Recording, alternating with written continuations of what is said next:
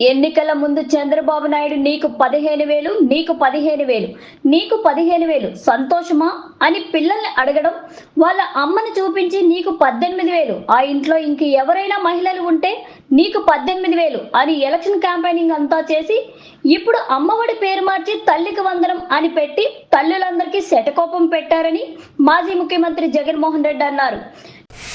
Nellore city నియోజకవర్గంలోని పొర్లకట్ట ప్రాంతాన్ని గురువారం రాష్ట్ర పురపాలిక పట్టణాభివృద్ధి శాఖ మంత్రి డాక్టర్ పొంగూరు నారాయణ ఆకస్మిక తనిఖీలు చేశారు. ఈ సందర్భంగా గత ఎన్నికల ప్రచారంలో తమ ప్రాంతానికి రోడ్డు కావాలని మంత్రి నారాయణ దృష్టికి స్థానికులు తీసుకువెళ్లారు. ఈ నేపథ్యంలో టీడీపీ నేతలు పలువురు అధికారులతో కలిసి పొర్లకట్ట ప్రాంతాన్ని ఆయన సందర్శించారు. వెంటనే రోడ్డుకు ఎస్టిమేషన్ వేసి త్వరగతిన రోడ్డును పూర్తి చేయాలని మంత్రి నారాయణ అధికారులను ఆదేశించారు. ఊరు పేరు లేని బ్రాండ్లు బాబే తీసుకువచ్చాడని మాజీ ముఖ్యమంత్రి జగన్మోహన్ రెడ్డి విమర్శించారు. బాగా తాగినోడు కూడా చంద్రబాబు లాగా అబద్ధాలు చెప్పడని, వైఎస్ఆర్సీపీ ప్రభుత్వం అధికారంలోకి వచ్చాక కొత్తగా ఒక డిస్టిలరీ కూడా అనుమతి ఇవ్వలేదని, రాష్ట్రంలో 20 మద్యం డిస్టిలరీ ఉంటే వాటిలో 14 డిస్టిలరీకి చంద్రబాబు సీఎంగా ఉండగానే అనుమతి ఇచ్చిన సంగతి అందరికీ తెలుసునని, మిగిలిన 6 డిస్టిలరీకి అంతకుముందు ప్రభుత్వాలు అనుమతినిచ్చాయని జగన్మోహన్ రెడ్డి అన్నారు. శ్వేతపత్రం పేరుతో సాకుల పత్రం చంద్రబాబు రిలీజ్ చేశారని మాజీ ఆర్థిక మంత్రి రాజేంద్రనాథ్ రెడ్డి విమర్శించారు. బాబు సూపర్ 6 డకౌట్ అయింది, పథకాలు అమలు చేయలేమని కూటమి ప్రభుత్వం చేతులెత్తేసిందని, నువ్వు సంపద సృష్టిస్తావనేగా అధికారంలోకి వచ్చావని, మరలా ఇప్పుడు డబ్బులు ఎలా తేవాలని ప్రజలకు ఎందుకు అడుగుతావని, పథకాలు అమలు చేయకుండా డేటా అని తాత్సారం చేస్తున్నావని ఆయన ఆరోపించారు. నేడు ఎస్సీ వర్గీకరణకు పుణ్యం చంద్రబాబు నాయుడుదే అని మందకృష్ణ మాదిగ అన్నారు. ఆనాడు చంద్రబాబు నాయుడు ఎస్సీ వర్గీకరణ చట్టం స్వీకారం చుట్టారని, నేడు తీర్పు వచ్చే సమయంలో ముఖ్యమంత్రి హోదాలో ఉండగానే మాకు వర్గీకరణ జరిగిందని, చంద్రబాబు నాయుడు వర్గీకరణ చేయకపోతే వేలాది మందికి ఉద్యోగాలు వచ్చేవి కావని, ఎస్సీ వర్గీకరణ కట్టుబడి ఉన్న చంద్రబాబుకు ప్రత్యేక ధన్యవాదాలు ఆయన తెలియజేశారు.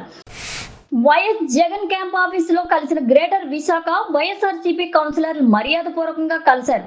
ఆ భేటీలో పాల్గొన్న వైఎస్ఆర్సీపీ ఉత్తరాంధ్ర జిల్లాల సమన్వయకర్త వైవి సుబ్బారెడ్డి, విశాఖ మేయర్ గొలగాని హరివెంకట కుమారి, పార్టీ నాయకులు తిప్పల నాగిరెడ్డి, అదిప్రాస్, కోల గురువులు, కేకే రాజు, పలువురు నేతలు తాడేపల్లి క్యాంపు కార్యాలయంలో కార్యకర్తలతో ఆయన మాట్లాడుతూ, ప్రతి కార్యకర్తకు తనతో పాటు వైఎస్ఆర్ కాంగ్రెస్ పార్టీ తోడుగా ఉంటుందని వైఎస్ జగన్ భరోసానిచ్చారు.